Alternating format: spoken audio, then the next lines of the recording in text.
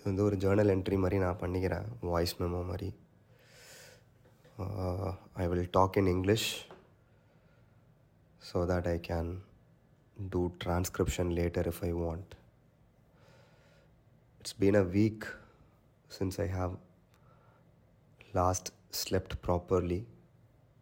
This is basically not the kind of sleeplessness that comes from heavy noise around or drinking a lot of coffees during late night. This happens in a different way, and it happens in a very deep kind for me. The body lies down, the lights go off, and my world also becomes quiet. But my mind doesn't agree to rest. So this is the state that I am whenever I lie on the bed. I don't know, I haven't been interacting much with anyone. Just days are moving forward. Almost very mechanically, it's getting moved. And that's why my mind has started wandering in very unusual places. I don't know. Right now I'm planning a trip next.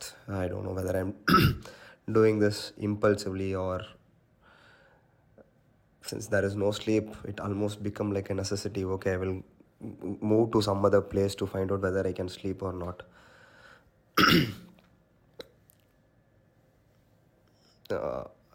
The problem is my bike is in repair.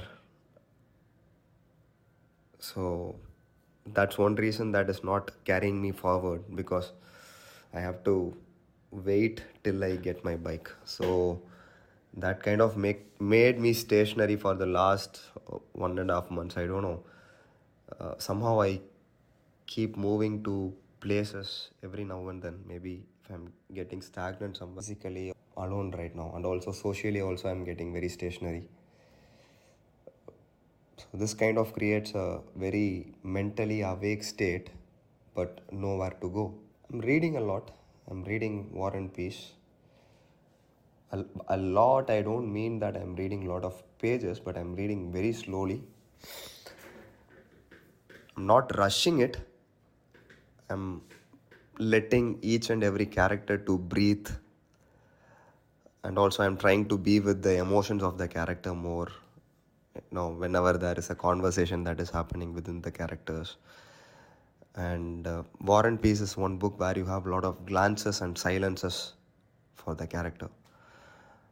Not in a very dramatic or dramatized way. Tolstoy exposes very ordinary moments and how these ordinary moments are creating life. And somehow that feels very closer to the kind of state that I was before or now. One big problem is that my mind always keep drifting towards the abstraction. That's the another challenge that I have. Suddenly I started thinking about this concept of Markov chains. I don't know whether you people would be knowing about that. That is one interesting topic that I got to learn in my past, in my education or something. So basically it's about I somehow like this chapter and remember this, because I kind of philosophize that topic. I don't know, this is a very stupid thing to do, philosophizing very random things just to feel good. Markov chains is like any next state that is going to happen in your life. It always depends on the present one, and it is never going to depend on the full history that led there. I don't know, ma'am. This is not a very settling. This is not. There is something unsettling and comforting about this idea. Unsettling because it suggests that memory might not matter as much as we think. This is the unsettling fact about Markov chain. But the comforting factor is because it implies that even now, even in all this exhaustion, isolation, and uncertainty, the next moment is still reachable. Do you know? Do you understand what I mean? And I wonder if it's more like I wonder if who I become next depends less on everything I have been and more on what I choose to do now. And then suddenly this thoughts expands, the thoughts about concepts of Markov chain. I'm starting to think about the illusions of reality. Like, I don't know how much of what I experience is actually happening, man, and how much is a narrative my mind keeps replaying.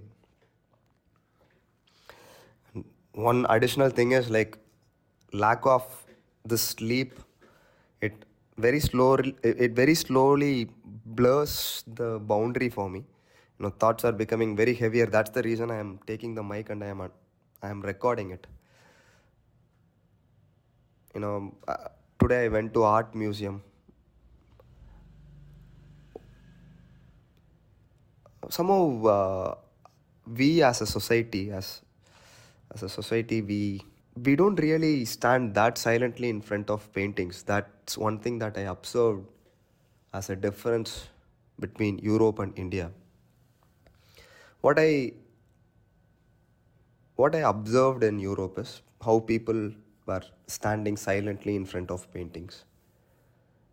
They are absorbing the emotions that belong to someone else from different century in many cases.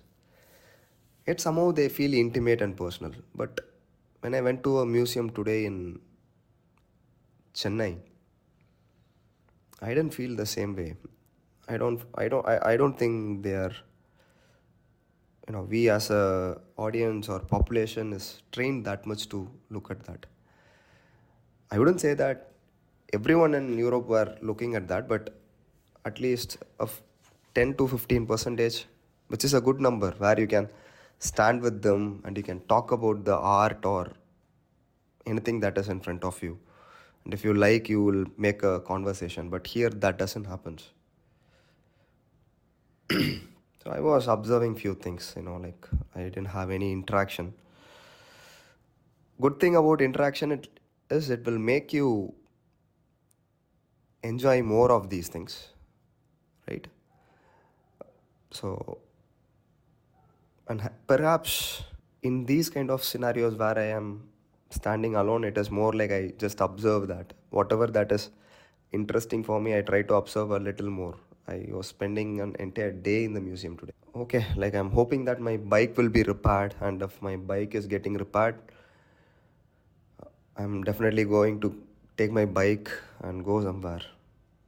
The trip will definitely happen, and I will see whether the sleep will return eventually. Maybe I will send this audio to Bavitra, Saptagiri, and any of my friends that I whom think, you know, with anyone whom I can ஈஸியாக share பண்ணிக்க முடியும்னு நினைக்கிற ஆட்கள்கிட்ட நான் அனுப்புகிறேன். அவ்வளோதான். ஏன்னா நான் யார்கிட்டையுமே பேசுகிறதே இல்லைல்ல, அதனால் அனுப்புகிறேன். ஸோ இந்த ஆடியோ வந்ததுன்னா maybe you guys are good friends. Thanks for listening. Bye.